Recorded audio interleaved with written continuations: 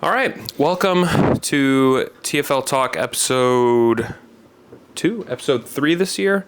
We're here at Israel Schumann's apartment. We're excited to be here, chopping it up about TFL.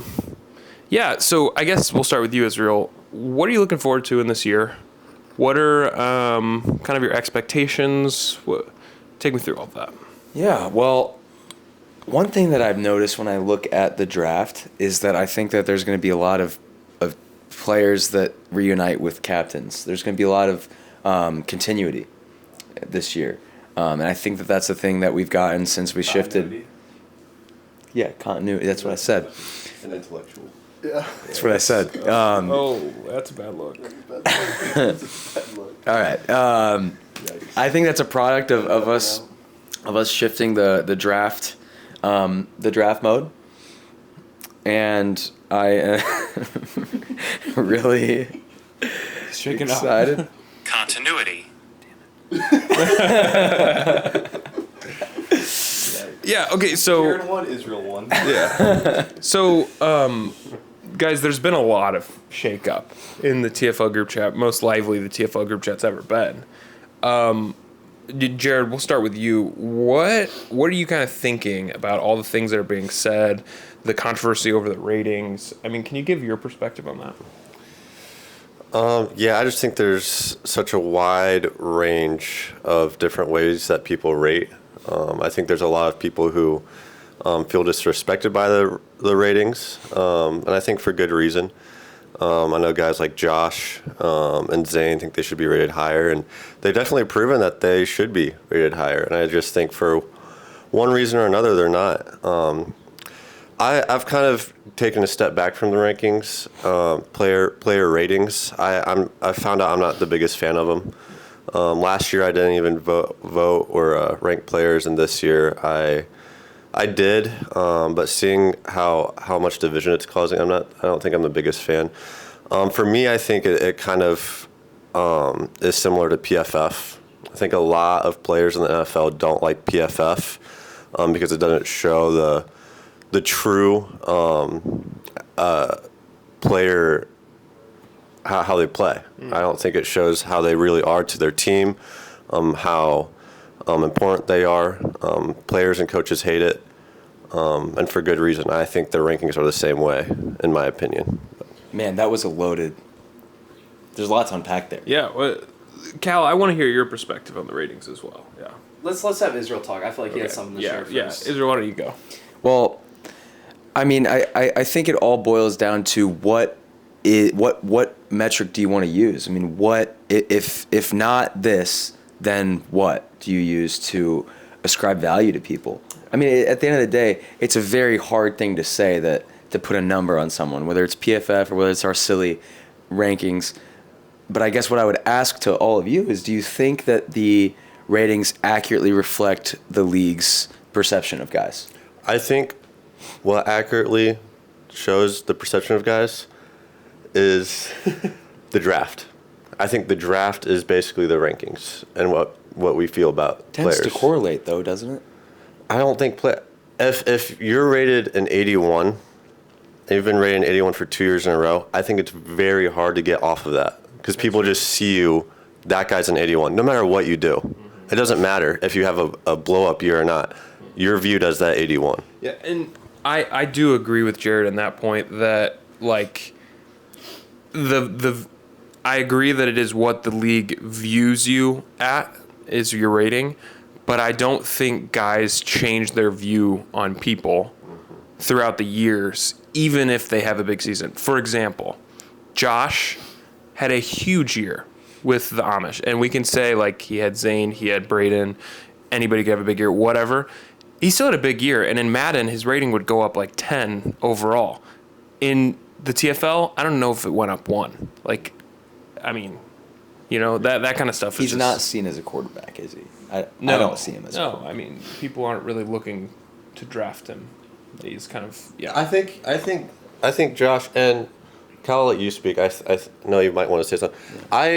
What I see Josh going to Cal this year, and maybe he can speak on this. I see him being. I see Josh as a hybrid. There's going to be a few snaps where he's going to play. I'm guessing Zane's also going to be on Cal's team. He's going to play quarterback for a few snaps, and Cal and Zane are going to go out wide. And that's a great look. I think that's a great option. Cal is kind of like, I feel like a hybrid player, but he's like the best hybrid player we've had. And so he's the same way. He'll play quarterback and he'll play receiver. So I think Josh is a good fit for the high steppers, in my opinion. But I think that's what Josh fits in. I think he's a quarterback here and there, and then receiver here and there. You don't know who's going to throw the ball on any given snap with that team. That's true. What I'm more worried about with Josh, if he does fall to me, is his defense. I think that's like the big thing that factored a lot into ratings this year. Like Josh, 77 overall, fine stats. Why is he so low? Defense. Tim, 93. A lot of controversy over Tim's rating. Why did a lot of people rate him lower? Because of his defense. And I really feel like, we can talk all we want about Josh's offensive stats, but what it really comes down to, can he play both sides of the ball? Yeah, and I think Josh has. He has been a solid pass rusher. At least when he was on my team with me and Lucas, he made some big plays and big moments. But I do agree, like, if you got to put him out wide in a corner, It's do you hard trust to have him? an impact from that spot. It's Yeah. the I agree. problem with it. Chell was able to do it for a few years there.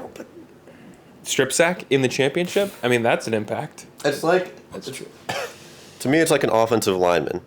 Like, you don't realize it when they're doing a good job, but you do when they're bad. You realize. And it's like Trevor was like Trent Williams. Like, Trevor was so good that Timmy would talk about how hard it was to throw around Trevor because, like, he had to literally roll out to be able to make the Right. play. Or You you can shut down a whole side of the field with a Fake, good and then pass rusher. I mean, there's.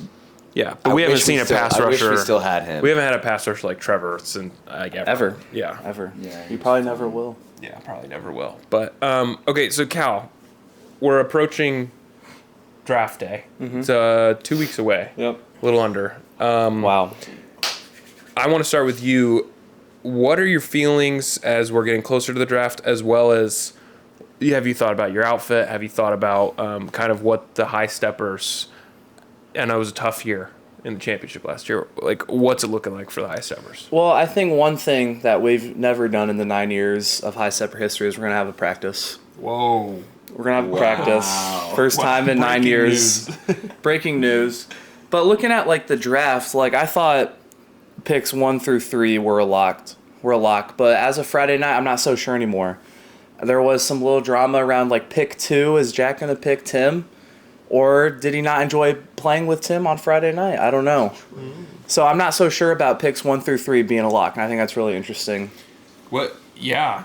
If So you're Jack- saying, like, Tim could fall to you in that way? I'm saying I could see Jack making a trade out of that 2 slot. I could see Jack picking Zane instead of Tim, Right. That's what I would think. which I think there's a possibility that I don't think that's right.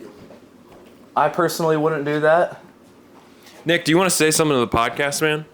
Just give a shout to the camera. It's right there. What are your thoughts on Yeah, Israel's what are your thoughts on Israel shooting? Israel's as a CFL football- player? ability? Well, he talks a lot about it, but I've never seen him actually in action.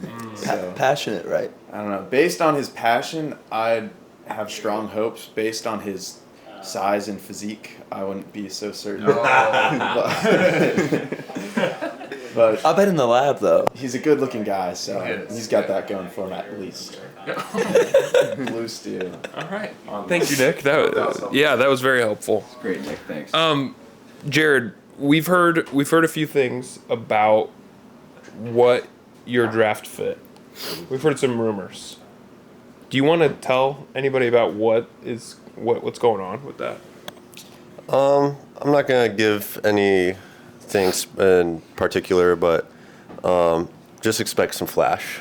I feel like last few years I've really put some stuff together, so no different here. I feel good about my fit. So Can I, Yeah, go if ahead. Jack takes Zane, Yeah, let's revisit.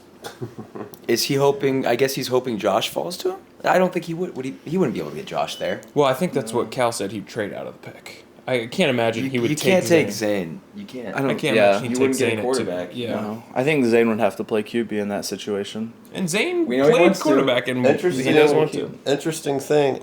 Speaking on that, Grant has pick 4. Yeah. Yeah. Lucas is there. Lucas could be there. Grant might need a guy. But Grant Might be needs fun. a cornerback. Or you There. could go Tim. Lucas Yeah. Lucas is had the highest QBR out of any returning QB last year. Passing QBR. Out of any That's just passing. total QBR. That's just. Yeah, sorry, it is passing. I messed This up on isn't that total graphic. QBR? Yeah. I got. Okay. I got total QBR. Israel. Well, he is. yeah. Lucas is the highest returning quarterback in passing QBR. But I think Grant's problem is his size. If you want to In total QBR, it's really close with Tim last year. It was 107 and 106. Tim over Lucas. Okay, so very Okay. close. Right there. 6, He had a good year. Lucas had a good year last year. Don't sleep on him. But I really think Grant needs some size. I think he's struggled with that. The only year he won, he had Angel, or the only year that he recently won, he had size with Angel and Caden. That's a tall team, but To go on that, the Hurricanes, their most recent success was going to the championship with Adam Smith when he was Depoy, and then going to winning the championship with Angel. Both those guys were lockdown corners that year. Angel Depoy. Yeah, Angel's Depoy and MVP. I mean, I was Depoy. last year. Yeah. I don't think I you don't were. think you. I made a was. post. You haven't made a post. I haven't yet. made a post. I only announced the MVP last year. I kind of Depoy. slacked. I'm not gonna lie. We Anyway, gotta get it for the records though. yeah, we do need to get it for the records. I should make a record document that just keeps track of everything. The awards and Yeah. such. Speaking of awards, the committee just talked about this. We will be having Play of the Year again this year, and there will be a trophy for the player who Wow. gets Play of the Year. A trophy. There was a trophy last year for Josh. He What did he it won look Play like? of the Year. It's like a He- guy looks I like remember that. Big There was bird. way better plays than Josh's No, play. that was a fun No, play. I don't remember what the play was. I don't know if it's on the Instagram. They fumbled the play, and then he grabbed it, picked it up, and threw it to Zane. Is It it on- was Slung an electric. absolute Yeah. dart. Is it on Under the pressure. Instagram? It's not on the Instagram. He had a rusher barreling down. He knew he was going to take a hit. Yeah. And he delivered that ball. And he wasn't supposed to throw the ball that play either. No, he wasn't. It was supposed to be like a run, a little end around to Braden. They fumbled the snap. He made a play, and that's kind of the thing that I'm talking about. Josh, sneaky good. He had a good throw last year too, on a play that was designed for a touchdown to This is only to Jack. This is his only Yeah. attempt of the year. I think that might have been It's a on good me. I think that was on me. I think he scored a touchdown on me. I don't remember who. Yeah, it was. against, it was but on me. I remember 'Cause watching. I remember that that. and saying, Yeah. "Wow, I mean, that was a good throw." Yeah. He maybe he's Yeah. Josh has stopped rising. Josh's stock rising. So going into the year this year, we know the TFL motto bigger and better. What are you guys preparing as captains of teams or a draftee to make the year bigger and better and make Almost a yourself captain. bigger and better? almost a captain. You're almost a cap. Okay. based on seniority.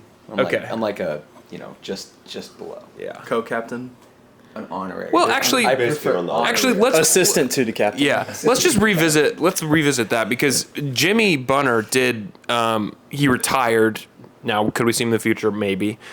Jimmy Bunner did retire this year, which leaves Israel as one of the only members from the beginning left. Is it the only? Founding- Well, Israel wasn't there year one, and that's a thing a lot of people But I'm forget. still He was in. Where were in you at? the league. I was in Brown County, Indiana. Brown County. Great trails there around this time of year. Yep. The penitentiary. Penitentiary. He was locked Brown County up. Penitentiary. Got into some. Was wrong with the crowd. I really shouldn't have. Yeah. Been. We saw that in the documentary. We saw it all, but you are one of the only people who hasn't won a championship yet. Is that eating at you? Yeah, take it. Does it ever? I mean, it's really embarrassing to say that I haven't won a championship. And we figured this out. We were talking about this. Half of my years I've spent with Braden on the Amish, and the other half I haven't. So, I mean, if I go to the Amish again, it would be more than half for one, and two, like, I feel like that makes it even more make or break. You know, and I feel like I keep having these make or break years. break Doesn't every get year. it breaks every year. Like when I had Adam and Jack, it was like, oh man, if he doesn't win, and I'd be curious on what you guys think about that, because my take on it is that I think we've seen that Jack has had some trouble, no matter who he's with, and I think Adam wasn't quite the same player that year. So but there's always excuses, right? And I just Yeah. I would hope that this year is the year without excuses, and I can finally get it done. Jared, what do you think about Israel's qualms? I feel like I've said it before, just as a captain. I mean, over half of your TFL career with one organization and you haven't won the championship. I mean, at some point, it's like Mike Tomlin with the Steelers. It's like, we got to change something, right? You got to go to a different team and find success somewhere else because it's not working. I think part of the problem is Israel, and I've said it before, you just take too much control over everything. I think for a healthy team, you have to have order and balance. I remember my days pre-captain when I was just a role player. I felt like I was very good for my position, but I still stayed in my lane because it's a team sport, and you need to be the team, not the player. Do you have a response? Really? Yeah. Thanks for offering me that. I would say that if you're talking about me and Braden's working relationship, mine and Braden's working relationship, Braden and I's working. Get your. Me and Jared are together. We're on you. Jared and I. Pause. It's still early. Are you talking about that mostly? Me and Braden?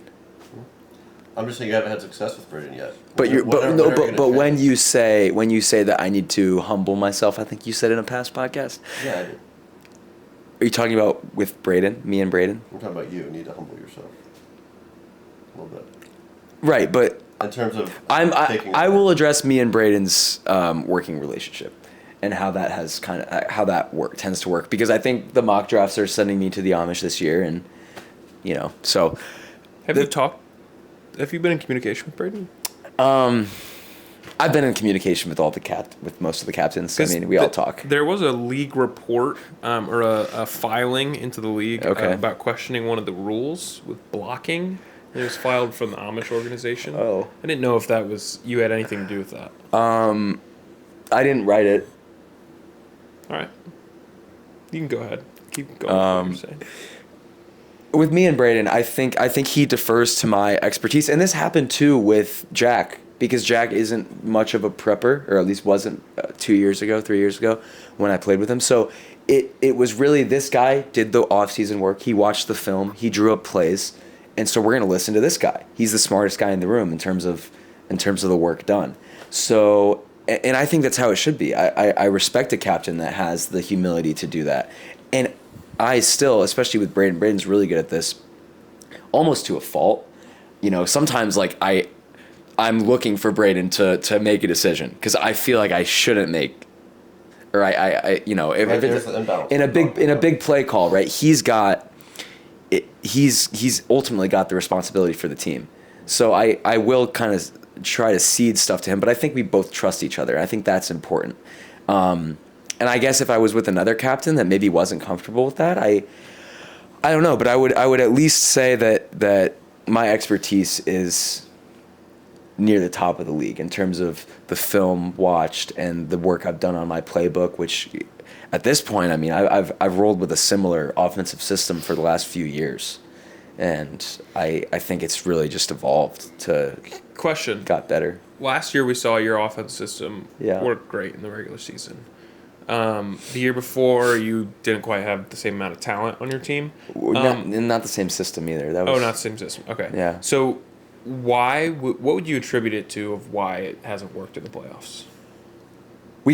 Unfortunately, we got probably the worst matchup we could have got against the High Steppers last year.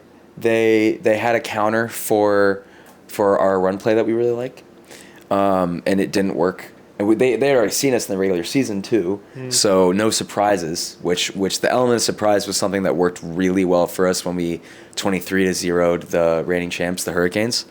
We just didn't have that against the High Steppers, so we ran into kind of a buzzsaw.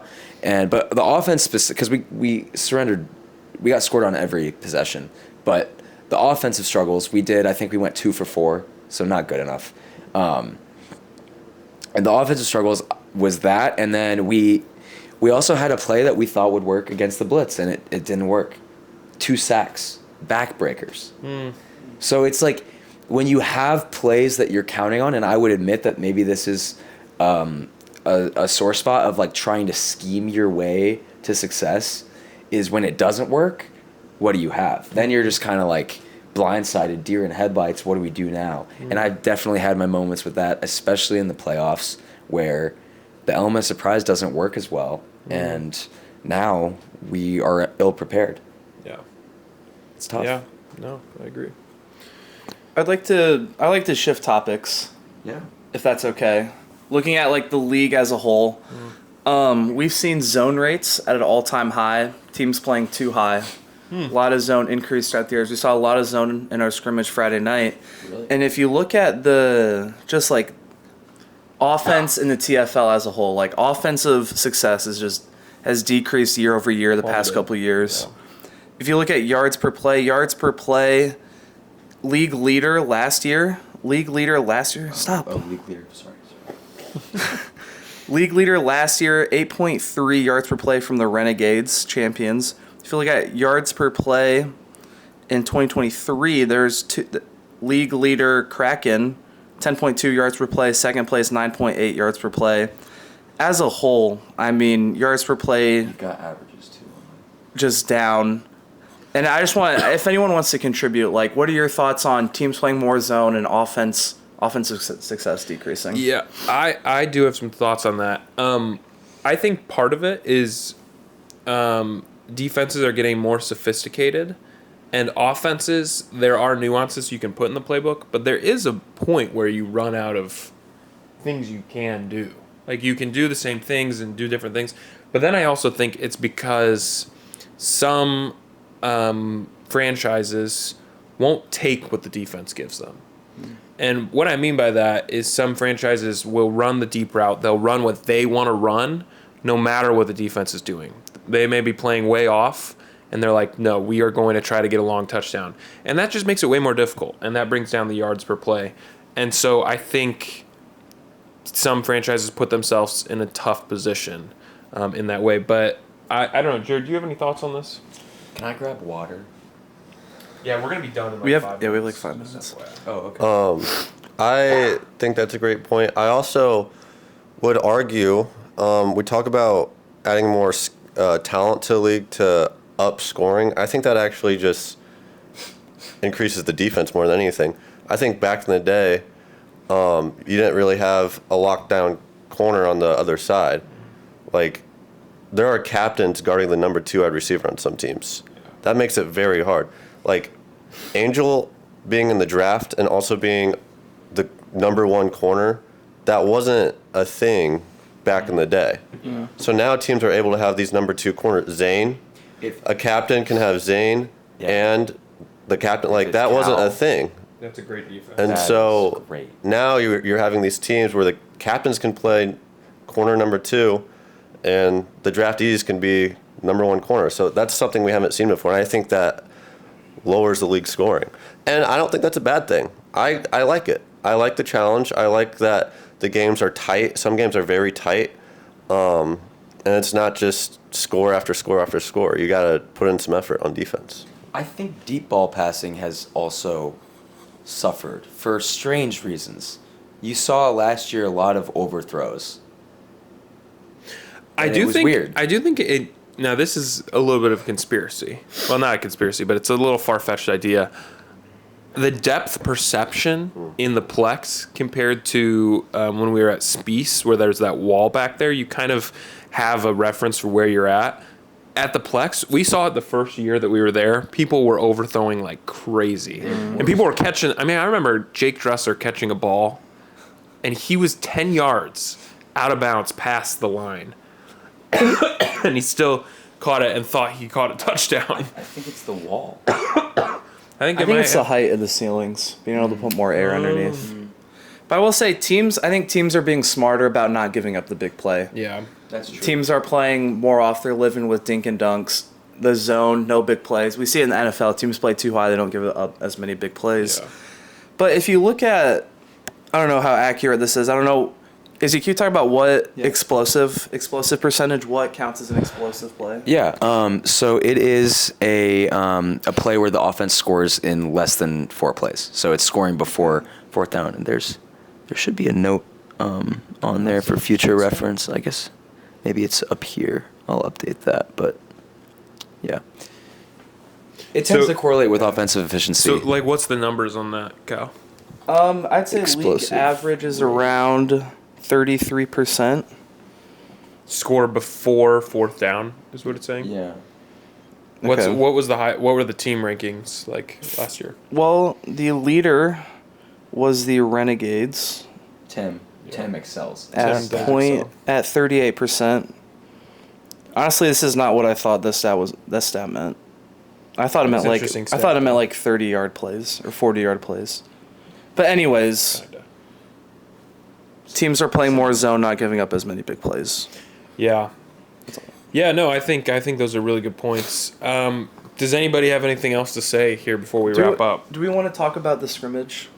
Oh yeah, Any notes let's from the briefly scrimmage? unpack. Let's each of us give kind of our notes from the scrimmage. Okay. And yeah, Kyle, why don't you go ahead? The number one takeaway I got is just a reminder why Tim's the best QB in the TFL. I mean, people get mad at him for being ranked so low, but we forget like he's the only person that played high school football, and he was just layering balls all over the field, 3-level passer, right and left. Just reminded me that he's the best thrower, And he was good. in straight high school, thrower too. of the football in the league. He was good. That was my main takeaway. Other takeaways that come to mind. Why do you guys talk about it? I wasn't there. For me, watch nothing. it? Nothing really changed for me. Like you said, Tim is the best quarterback, but I didn't need necessarily reminded of that. I know Jack had a few drops. Once again, not worried about that. I'm not going to get too high or too low on anything that happened from that scrimmage. Jack did have a lot of drops. Now that you mention it, that's But- concerning. I'm not worried about it. It's dark. It's slippery. I don't think he was wearing gloves. Like it's just, we're playing 4-on-4 too. It's much different. I'm not worried about it. There's nothing that the scrimmage showed me that I don't already know. I did see at the scrimmage. There, especially when we played like on the all captain team, I felt like there were some situations where like some people they just alphaed the other people within the team, where it was like, all right, this is what we're doing, and you kind of saw who were the people who are like, we're gonna do this and we're gonna do it right, versus so like there was one example where Tim and Angel were on a team, and I think like Grant and was it you? I wasn't on that team. No. Grant and maybe Jack, I think, were on the team. Yeah. And I think Tim went to Angel almost every single It's time. Jack, yeah. And like Angel went into the huddle and was like, give me the ball, and whatever. And I think that's great because Angel knows the talent that he is, and that's honestly super fair. But it is like stuff like that where like Grant and Jack were talking after the game, and they're like, yeah, we didn't even get a look that whole game. And it's like, well, you kind of got to assert yourself in that position. But yeah. Yeah. Oh, real quick before we go, and this will be the last thing I say. You guys can keep talking about scrimmage if you want. Players to look out for that I'm excited for, Q and Drew. I think Q's going to have a good second year. I think he's going to get the ball a little bit more than last year. The previous quarterback said he should have thrown to him more. And I think he was a rookie, so he was new to it. I think he's going to do good. Drew, I'm high on Drew since the beginning, but team. flag football. Look out for Drew to be QB. Whoa. see. Wow. What team would he be? I don't know. Do we want to each go around with that? And I will say, like So- I've been talking to Drew, and he still says he's a better receiver than quarterback. Pulling up texts. So he's played receiver, and hasn't been full-time QB down in Indy. Whoa. He's throwing 4 touchdowns a game, and he's not a full-time quarterback. Yikes! Sounds wow. like Sounds like give him the reins. Sounds like you know? a system issue. Sounds like the alpha. All right. Well, Israel, do you have anybody you want to look out for this year? Players to look Just out quick for. before we. I think I really want to see Josh, just because Yeah. Ben. of the chatter. I mean, can he back up those stats? I mean, he really did produce last year. Yeah. So I'm excited for him, and I'm excited for Stats. I mean, How back. can you not? He's such a unique player. He also played high school football. He was a starting lineman at Leo. And I think that says it all. I mean, this guy is more physical than most in the TFL. Maybe not Q, but He can maul people. yeah. To go off that, I am actually very excited to see what Tim Jordan does. We've talked a lot about Tim today. What is he going to do in response to a down year? He won the championship 3 years in a row, then had a year where he got bounced first round of the playoffs. He didn't play necessarily overtime, bad. though. In overtime, No, in tough game overtime. against the champions. Yes. But like, how is he going to respond to that? Is he going to come out and win the championship again, or like what's going to be the response? So I'm really excited to fully see. committed to the league. I don't know. Oh, What?